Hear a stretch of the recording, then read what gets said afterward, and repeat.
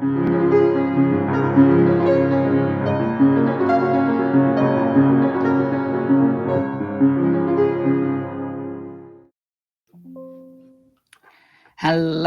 and welcome to a new edition of Talented Tuesdays. I'm WIM Natasha Regan. Hi, I'm Grandmaster Matthew Sadler. And we have Mary Cawdery with us. Hello, Mary. Hello. Hello. And how old are you, Mary? I'm 9. 9 years old. And you are going to be showing us one of your favourite games that you've played. Which game is it you're going to show us? Where did you play it? This year at the Terra Finals. This year from the Terra Finals. And how did you do in the Terra Finals? So my first day I did a bit poorly, but the second day I think I did better. It's good. Always good to end the tournament on a high, isn't it? It's makes you feel very nice. Okay, and can you remember who the game is against? I played against Advik, I think. Okay, against Advik. And you've played Advik before? Yeah. Yeah. So one of your regular opponents. Okay. Fine. I'm going to ask you some more questions as we go along, but I think what we'll do, we'll kick off on the chess and then ask some questions as we go. So how did you what opening did you choose and how did you choose it? Is it your usual stuff? I like playing d4 and do it quite often. Yeah. Yeah. I don't play like the London system. I play like the C4 line. I'm not sure how you call it, but that's what I play. You play the main line, Mary, and I'm very happy because that was my favourite opening. That's always been my favourite opening as well, and very good to play the main lines as well. So C4, and he played E6. Were you expecting this from him, Mary, or didn't you really know what he did against 1D4 to C4? I think lots of people have played this against me, so I know what I would normally play. Brilliant. So Nimzo Indian, he played the bishop to B4, and you played a very aggressive move there, A3, straight away challenging the bishop. Is that your favorite move, Mary? Yeah, I go there quite often when the bishop's at B4. Brilliant. It's quite a normal move, isn't it? It's one of the main. It's one of the main lines. Yes, it's kind of aggressive somehow because sometimes there's all sorts of lines, but white can play, for example, Queen C2 to stop those pawns being doubled. But A3 is definitely the most aggressive move because you accept the double pawns, but you get the two bishops, and the possibility in the end to put pawns in the center and try and push black away, really. So really, really nice. I used to play it as well with white, so I'm very happy to see that. So black played C5, and you played E3, and he castled. So kind of normal moves, I suppose. And here you played knight F3. That's possible. Have you ever tried this plan, Mary? Just putting the bishop and then the knight on E2 like this. I was thinking I was going to do something like that, but then I think I wanted to go a bit more attacking, sort of. So All right. Okay. So you played knight F3, and now he played quite an interesting move, didn't he? He played Queen A5. So he's trying to take on C3. But even if he does, right, is that you go, Bishop D2? Yeah, I think you'll escape with the queen. It's quite. The queen's a little bit stuck, but it probably does sort of escape. I think probably the other line that black could try is just to put the knight on here first of all to attack the pawn. So you protected it, didn't you, Mary? You played Queen C2 in this position. Oh, that stops the knight coming in, doesn't it? Yeah, and Black played the move C takes D4, and probably I think it was kind of clever, wasn't it? He was taking on D4 whilst the pawn was on is pinned now, so you have to take back with the pawn. But it does open up the lines, and Mary said she wanted to attack, so now she's going to get all of her pieces attacking there somehow. So how did you feel at this point, Mary? I felt like a normal line, and I normally sometimes play this way normally, so I just felt a bit normal. Fantastic. And after, so he played B6. Quite interesting, actually. So he's maybe going to put the bishop on there, or maybe even try and put the bishop on there to attack the pawn. But you played bishop D3. Good developing move, isn't it? And lining up that's against aiming at the king as well. Yeah, that's aiming at the king. That's right. So I guess that he decided that he wanted to put a bit of protection on there, and also maybe get some sort of attack. It's quite an interesting line here. He played the move Queen H5. So I guess looking to maybe to play Bishop B7, attack that knight somehow. Were you expecting him to put the queen on H5, Mary? No. I was expecting him to just go Bishop B7 and like try and push down on my king, but he played differently. That's right, Queen H5. And now you played a good aggressive move as well, didn't you? You played Bishop G5. So what are you doing with that move, Mary? I felt like my bishop was quite strong there, and I also kind of wanted to trap the queen. Oh, already. Oh, okay. Very good. Very good. So just to think about, how are you going to trap that queen? It's got no.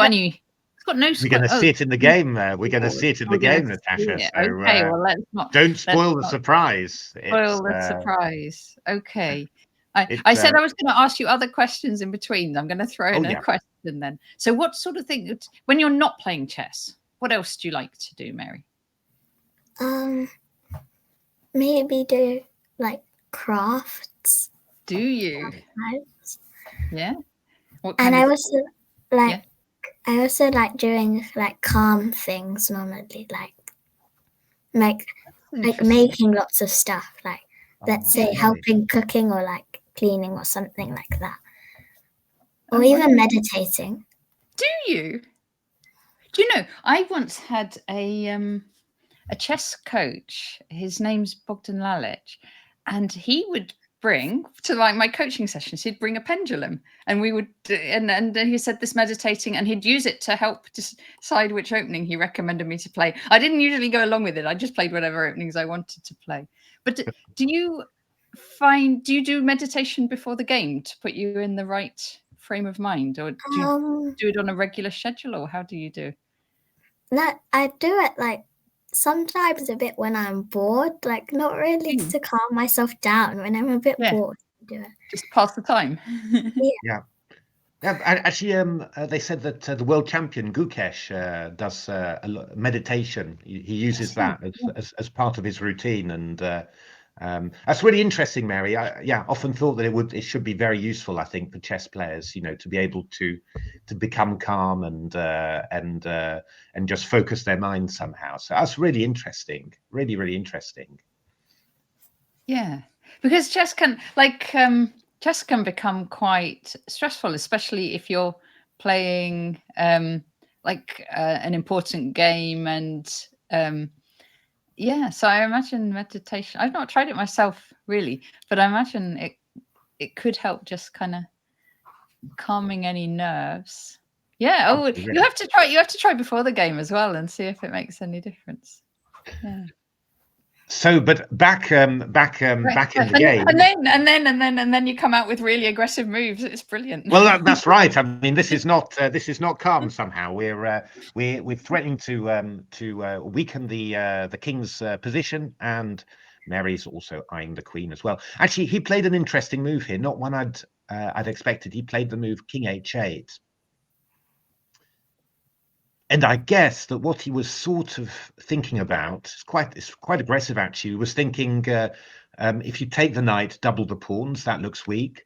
But then he's probably expecting that, white may castle kingside, and then you'll bring the rook and the bishop, and you'll have Yes. everything sort of lining up somehow. But that's why I really like Mary's next move. I thought that was really good, because Mary played h4. Very nice. Really nice. And but this is all part of your plan, isn't it, Mary, to trap the black queen? Yeah, I also felt my bishop was quite strong there now, so I just You wanted to supported keep it. Yeah. No, it's really good, really good. Yeah, it's a very annoying bishop on there, and I mean, of course, you can damage the your opponent's pawn structure, but you can do that at pretty much any moment, so might as well just leave it there and just leave black with the threat that it could happen at any moment. So very good. So your opponent played bishop b7, which is very normal, and now you played a very strong move here, exploiting the fact actually that if you'd played taken on here, then this next move, which is so strong, would not have been possible. You played the move knight e5, bringing everything to the party. Indeed, and with a very, very nasty little threat there, which I think is actually there's actually nothing you can do about it. It's one of those things. It's just somehow all these aggressive moves with the bishop, the pawn, and now the knight. There's a big problem. I think there is a way you can do something about it. Knight g4. Oh, knight g4. Okay. But I think it would be quite weak for black there. It's so what looking. Would you do? You'd then what? Bishop I think we maybe e2? We can do lots of things actually. Pinning is quite nice in actual fact, I think. And then I guess the only move is to play f5 here. I would just step back a moment, because I just wonder for our viewers, let's say what the threat was originally. If you just go back, so here Mary's threat is to trap this queen. Yeah, so actually what happened in the game, we can just show that quickly just to show, is that black played the move d6, very natural. But I think probably this came as a bit of a shock, because it's difficult to spot backward moves. You're always thinking, especially when you've seen, with Mary putting her pieces so aggressively like this, you're expecting white to keep on going forward somehow. But there's this backwards move here, which is what Mary played, that traps the queen. And the knight, which Mary moved before, covering g6, the bishop that Mary sort of cemented there, covering h6, and there's absolutely nothing you can do. That's why it's so nice having that bishop on g5, because it and the pawn on h4, because they block out two directions of that queen, so you only have to then cover that diagonal with your bishop, and it's got no squares left. It's lovely. It's easy to miss in advance, this sort of thing. Retreats always difficult to see, but that's why Mary said that, and she's completely right, that knight g4 would have been the idea. Just trying to somehow get a bit of freedom, and then if bishop e2, then we can play f5 and just about hold together. It feels very, very fraught for black indeed, but maybe you're just you're not losing anyway at straight away somehow. But black played the move d6, and then this move bishop e2. You must have felt pretty happy here, Mary. Yeah. I was a bit shocked, because I wondered why here. I thought, I don't know why, but I thought that knight g4 was quite an easy move to see, because it's your queen. It's one of the most powerful pieces on the board. Yeah, no, exactly. But I think he might well have missed it, to be honest. I get the feeling it's. I think you're underselling yourself a little bit there, because bishop e2 is quite. Again, I think as black, you're being attacked, and you're thinking my opponent's going to keep on coming forwards. Because I think that you might first of all look at. He might have thought g4 was your idea, or some kind of thing involving that to try and trap the queen, and not thought about it with the bishop, I wonder. Yeah, I think so, yeah. So really nice move, Mary. Absolutely. Yeah, Don't brilliant. undersell yourself on that one. It was really, really nice. So, so yeah, no, I like very much how you finished it off, because you know it's never easy finishing off one game somehow, but you kept on attacking very nicely, which is always really nice to see. So, well, he tried to attack your queen, and you just sidestepped, and nothing changes. In actual fact, the queen is still trapped. And then takes, and you took the queen there. And now you played, I thought you played a very good move here. You played the move rook g1. So you're just looking really to start, keep on attacking this black king, right? With g4 and yeah, I mean, this black's got a bit of a problem with this knight, because yeah, when it retreats, you can always take on there and weaken the king. So he took on there, took g6, and then played this nasty move, bishop h6. Very good. Just hitting those dark squares. Did you have a lot of time left, Mary, at this stage, or were you stuck? No, but I think I just, because I'm a piece up, like, Yeah. I thought I could just win it. Yeah.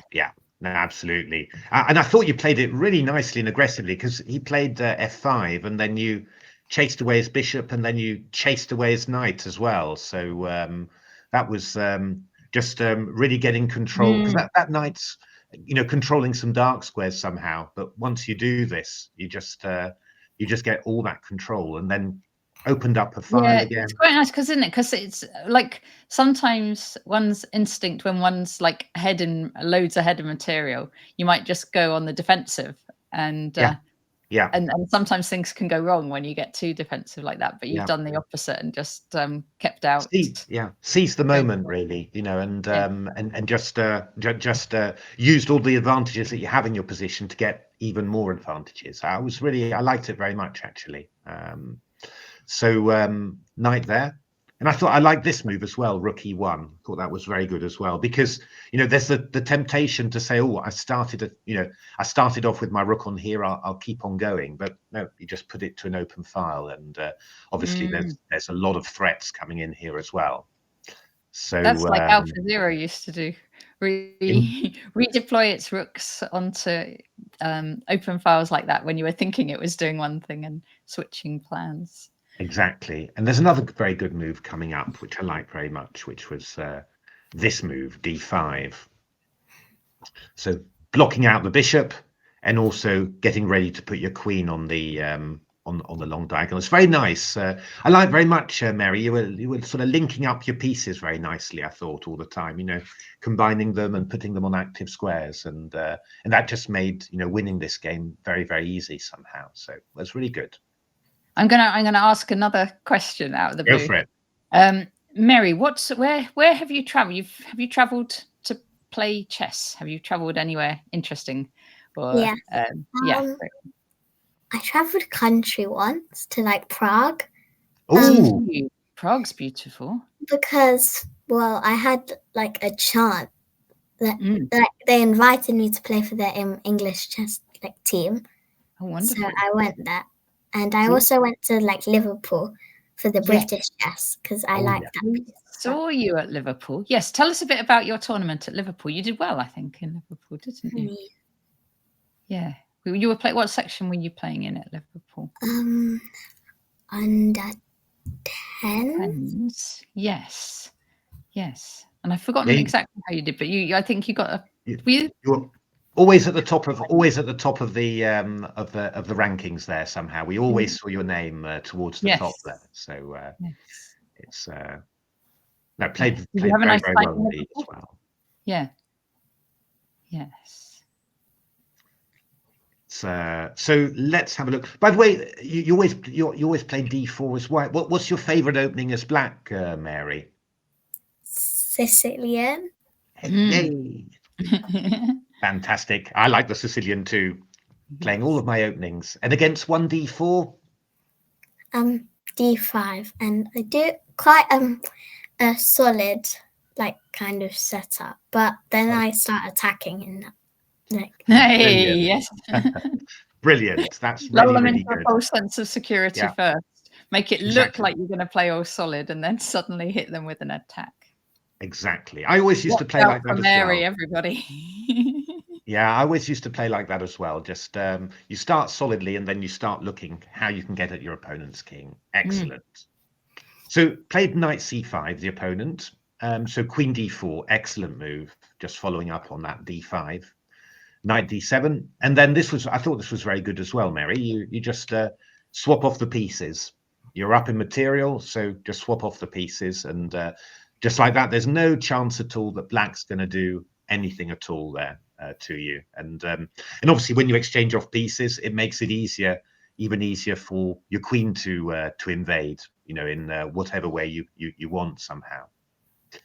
So king there, bishop g5, king f7, queen e3. Well, I like those pawns. The pawns on c4 and d5 are really nice, aren't they? They are monsters, aren't they? They shut out this one and they give this lovely square for the queen. And I mean, it's one of those things, the queen. There aren't that many squares to invade with, but once the queen finds one, then you're never going to be able to do anything. So he was a little bit in desperation. He took the pawn. And then you finished him off very nicely indeed. Check. Bishop f6, and we've got a variety of mates looming here. Be done about this. A little check. Bishop there, and queen g7, checkmate. That was polite of your opponent letting you deliver the check. It's nice, isn't it? It is nice when your opponent lets you checkmate. That's true. It doesn't happen very often, and you don't have to do it every game. But it is nice to have a checkmate from time to time. Yes. Well, that was a good game, Mary. That was an excellent game. And all right, I've got another question for you. How do you study for chess? Do you do, like, in your normal week? Would you do any chess study, or what do you do? So I start with like basic to warm me up, and then I go like for harder. Like that's normally puzzles and stuff. And then I start, like, once I've done my puzzles, I start playing games to see how much work I've done to see the games, and then I review them after. Oh, you're brilliant. Oh, that's a really important thing, isn't it? Reviewing the games after. I always mean to, and then sometimes I don't. But it's very good to, I think that's the best way to learn, isn't it? Play a game and then see afterwards what you could have done. Doing puzzles like that's a really good discipline, because it really does help to train your mind, to see more and more patterns, and then you remember them when you come up in the game, and you don't even need to think, they just pop up into your mind like that. So that sounds perfect, Mary. Sounds really good routine. And sometimes in my free time, normally I would because there's my dad's thingy to this magazine thing. He's he's subscribed to this magazine thing, so we get one every once a month, and I read it. And my aim is to finish it every once a month with my free time. Oh, brilliant. So do you know what magazine is it? Chess. Chess. Oh, that's a good one. Yeah, excellent. And there's normally puzzles in here from Grandmaster's games. So I normally Oh, you normally do those as well. Brilliant. Yeah. So they've got a good puzzle section, Chess Magazine, and always lots of interesting games and stuff. Oh, that's really brilliant, Mary. That really, really is good. Because I've got a chessboard, normally, I don't really doing it. I don't fancy doing it that much on a screen. So normally I would get from one of my chess books and set it up on the board, and then think. That is brilliant. That's really, really good. I really think it's true that when you look at it on the screen, sometimes it just, it's just like anything else on the screen. It passes by quickly. But when you actually play the moves out on the board, it really it sticks in your memory much, much better. So but it's hard to bring up the discipline, to do that. And so that's really good, Mary. on the screen, it's not really 3D. So sometimes it confuses me when I've been too much on that screen. And then I go to play a chess tournament and I'm like, it doesn't look the same. and also when I'm trying to press my clock, because like online on Legion, it just presses your clock for you. I tell you what, I tried to or I played in, I don't know if you've ever played in these, Mary, or Matthew, like the ECF Blitz qualifiers. They have around the country, and they have the different Blitz qualifiers, and it's 3+2 Blitz. But when you play that in person, it's so different from playing it online, because you actually have to make the move and press the clock.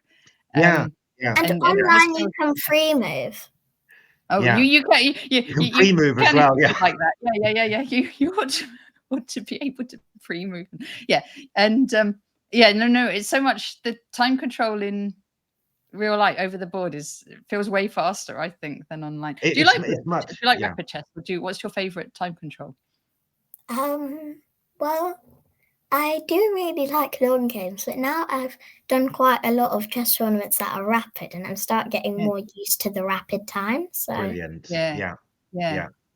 Oh, that's really good, Mary. I mean, it's good to. I think you've got to, nowadays, I think tournaments, that there are all sorts of different ones now. So it's good to be happy with all time controls. But I think liking classical's really, really good, because that's when you can sort of think the most, play the best, and that's always nice. But it's really good to like rapid as well. Also, I only like the fast time limits. I only play those for fun, because there's not really like much time to think in them. So I just So one time, like, I played a game and I was completely losing, but I won because my opponent missed a checkmate.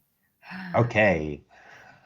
Yeah. You've got much more chance for like sneaky traps, haven't you, at the very fast time limits? Although surprisingly, I feel like the sometimes the play in slow chess isn't that different from in rapid play somehow.